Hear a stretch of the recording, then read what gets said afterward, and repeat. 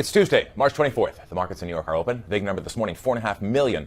That's the increase in the number of barrels of oil produced in the U.S. every day since the start of 2008. And just that increase alone is more than any OPEC country produces, other than Saudi Arabia. It's a massive jump in production in just a short period of time, but some new risks are threatening to cut off the spigot. Hello, everyone. I'm Dan Kleffler in New York. A slump in oil prices, OPEC holding the line of production, it's all putting U.S. drillers in a bit of a bind. Here with more, Aaron Task at Yahoo Finance on this Tuesday morning. Aaron, so listen, we had a big boom in oil production, especially shale, but when global prices fell, producers had to cut back, obviously because of overproduction, right? Yeah, exactly. I mean, it's a supply and demand thing, and there's been too much oil produced around the world at a time, especially when China's economy has slowed, so there's less demand. Europe's slowing economy has been a factor there too, so you have more supply, less demand, the price has tumbled, and a lot of producers have had to cut back because of it, because it's just not economical for them to keep drilling. A lot of producers, Saudi Arabia being an exception. Why?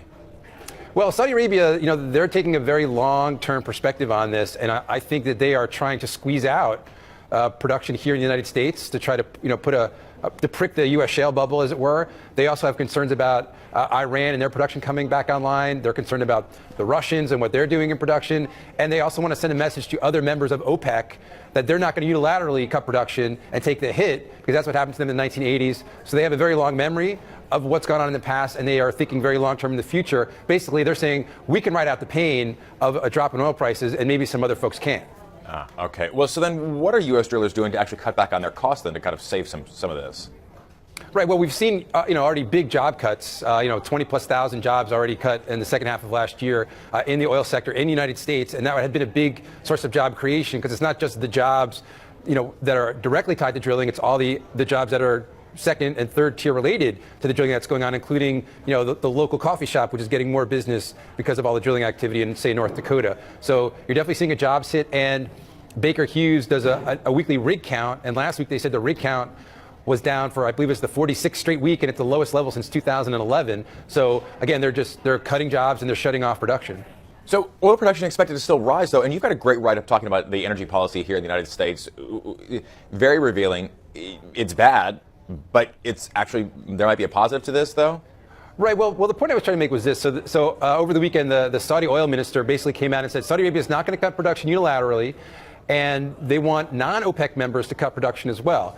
Now, that statement is not just directed at the United States, but you started this segment talking about how much oil production has come online in this country since 2008. Basically, we're almost as big as Saudi Arabia. So I think it was indirectly saying, hey, United States of America, if you want us to cut production, we're going to have to do it too.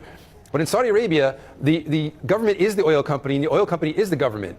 In this country, that's not how things work. You have private industry, and they are still drilling or not drilling because of profit motives, not because the government says, oh, we need to cut production. So I was trying to draw a distinction between the U.S. system and Saudi Arabia, which maybe isn't so clear to the Saudis based on their comments over the weekend. Right. Okay. So Saudi Arabia, I guess, is just kind of bigger picture that says it's going to ride us out in the long term. Is that the rest of the sentiment on the rest of the industry, in fact, that this isn't a new reality, but maybe a blip?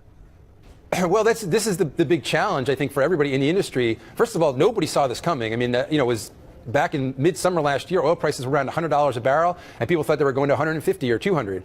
And then you had a legitimate crash, over 50% decline in less than 6 months. It caught everybody, the entire industry, including the Saudis, I got to believe, by surprise. And so people are really, in the industry, are readjusting now to say, is this a short-term blip, or are we in for a longer period of lower oil prices?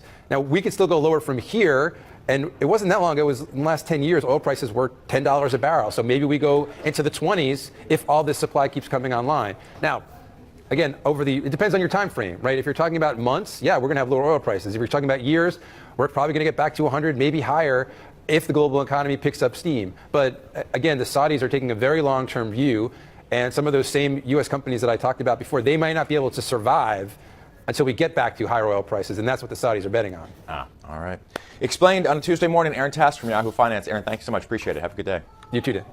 You can keep up with latest headlines right here on abcnews.com. You've been watching The Big Number. I'm Dan Kleffler in New York.